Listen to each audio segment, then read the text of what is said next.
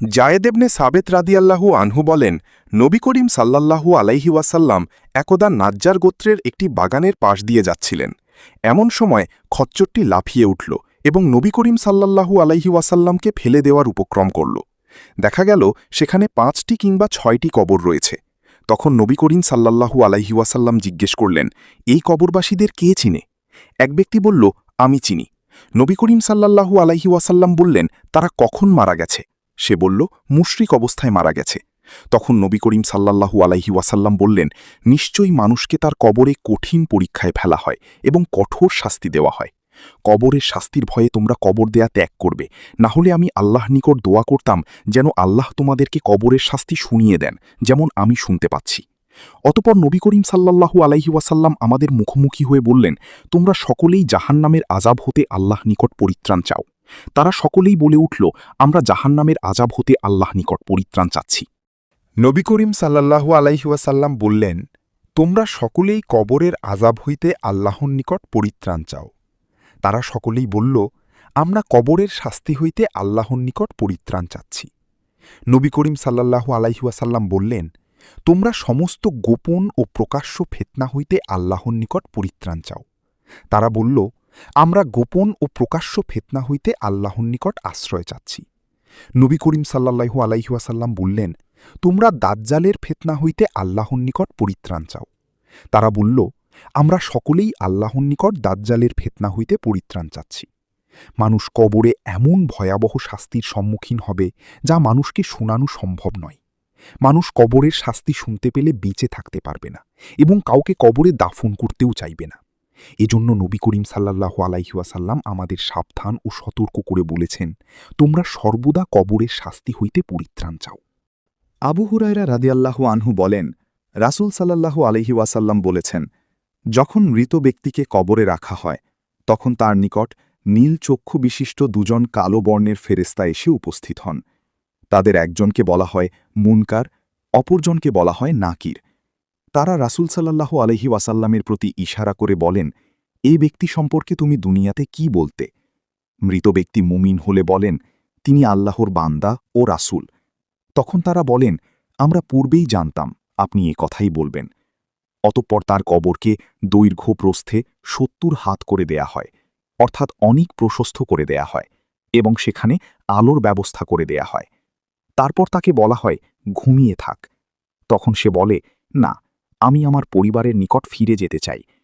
ফেরেশতাগণ বলেন, তুমি এখানে বাসর ঘরের দুলার ন্যায় আনন্দে ঘুমাতে থাক, যাকে তার পরিবারের সর্বাধিক প্রিয়জন ব্যতীত আর কেউ ঘুম ভাঙাতে পারে না। যতদিন পর্যন্ত আল্লাহ তাকে এই শয্যাস্থান হতে না উঠাবেন, ততদিন পর্যন্ত সে ঘুমিয়ে থাকবে। যদি মৃত ব্যক্তি মুনাফিক হয়, তাহলে সে বলে, লোকে তার সম্পর্কে যা বলতো আমিও তাই বলতাম, আমার জানা নেই তিনি কে। তখন ফেরেশতাগণ বলেন, আমরা জানতাম যে তুমি এ কথাই বলবে। তারপর জমিনকে বলা হয়, তোমরা এর উপর মিলে যাও। সুতরাং জমিন তার উপর এমনভাবে মিলে যায় যাতে তার এক পাশের হাড় অপর দিকে চলে যায়।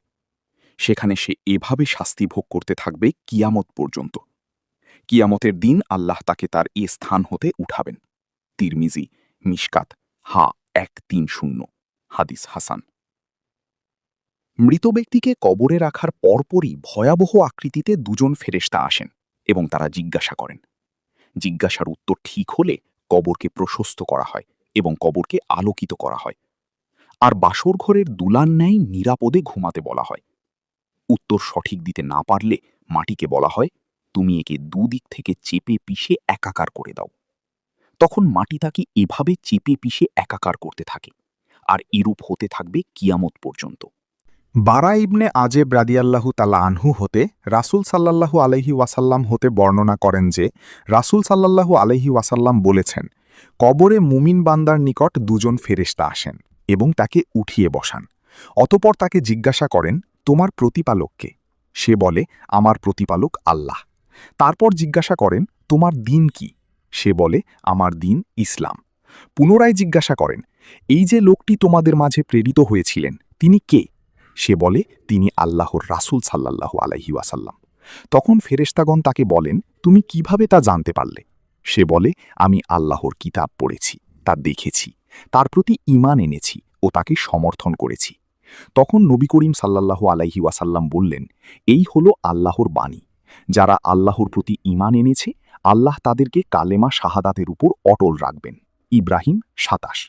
তারপর নবী করিম সাল্লাল্লাহু আলাইহি ওয়াসাল্লাম বললেন, এই সময় আকাশ হতে আল্লাহ তাআলা বলেন, আমার বান্দা সঠিক বলেছে। তারপর তার জন্য জাহান্নামের দিকে একটি দরজা খুলে দাও। তখন তার দিকে জাহান্নামের দিকে একটি দরজা খুলে দেয়া হয়। নবী করিম সাল্লাল্লাহু আলাইহি ওয়াসাল্লাম বলেন, তখন তার দিকে জাহান্নামের লু হাওয়া আসতে থাকে। এছাড়া তার প্রতি তার কবরকে এত সংকীর্ণ করে দেয়া হয় যাতে তার একদিকের পাঁজর আর একদিকের পাঁজরের মধ্যে ঢুকে যায়। অতঃপর তার জন্য একজন অন্ধ ও বধির ফেরেশতাকে নিযুক্ত করা হয়, যার সাথে একটি লোহার হাতুড়ি থাকে। যদি এই হাতুড়ি দ্বারা কোনো পাহাড়কে আঘাত করা হয়, তাহলে পাহাড়ও ধূলিকণায় পরিণত হয়ে যাবে।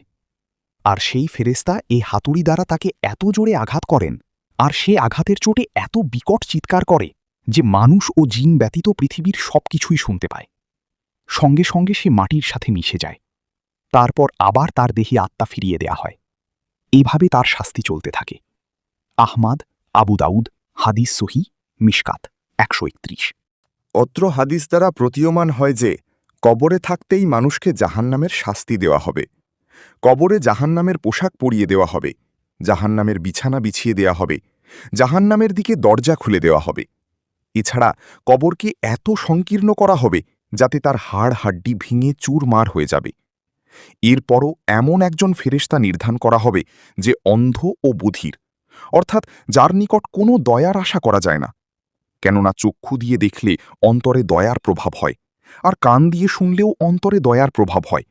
কিন্তু এমন একজন ফেরেশতা যে চোখেও দেখে না, কানেও শুনে না, তাই তার নিকট দয়ার কোনো আশা করা যায় না।